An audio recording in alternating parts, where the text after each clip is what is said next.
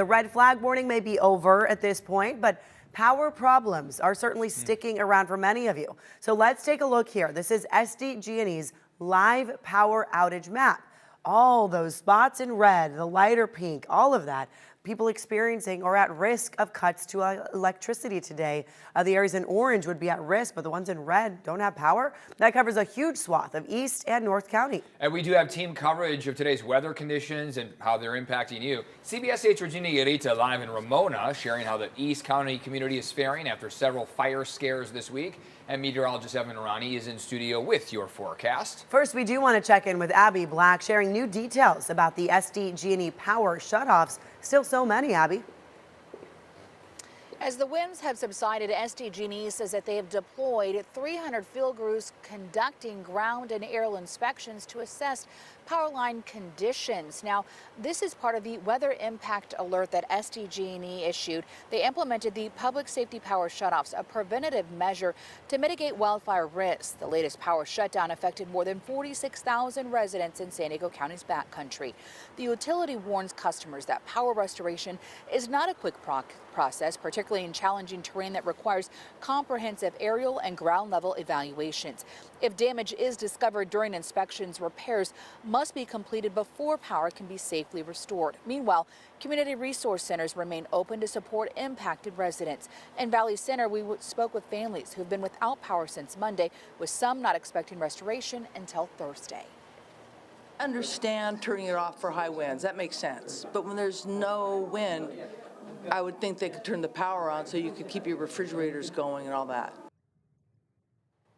SDG&E emphasizes that power restoration is not uniform. Neighboring areas might have power restored at different times due to varying electrical circuits. Now, the public safety power shutoffs were issued on Monday, and they could potentially last until Friday. But when you look at the power outage map, that live map, there's two different maps.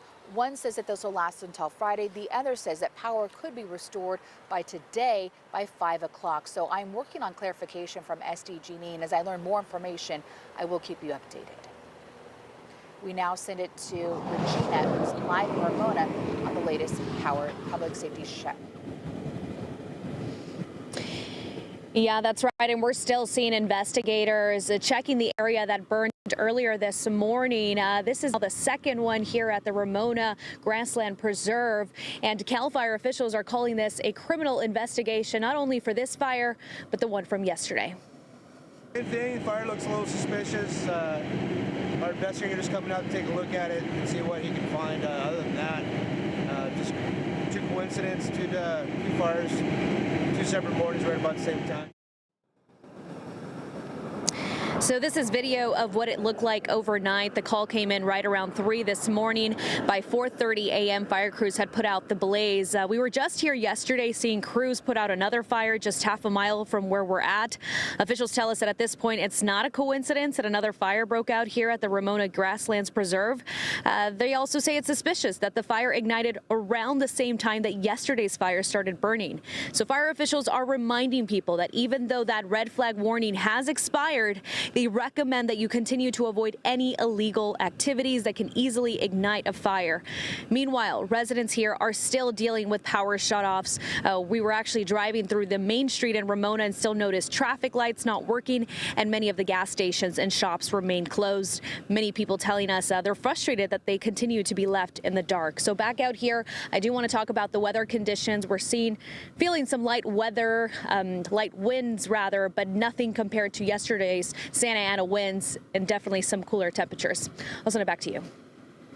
Regina, thank you. Yeah, glad really to blowing around there yesterday. Down. Seems a lot better in air today. Okay, let's send it over to Evan now to see what's going on. Of course, a big change in 24 hours. Absolutely. I mean, a 180 really, you could say. We had clear skies, very gusty winds yesterday. Now we've seen those winds die down and we are cloudy out there. So cloud cover is pretty decent across our county. It's going to fluctuate at times. That's why we've been calling it filtered sunlight, because we won't have completely cloudy skies for the duration of the day. And in some cases, that's already not the case.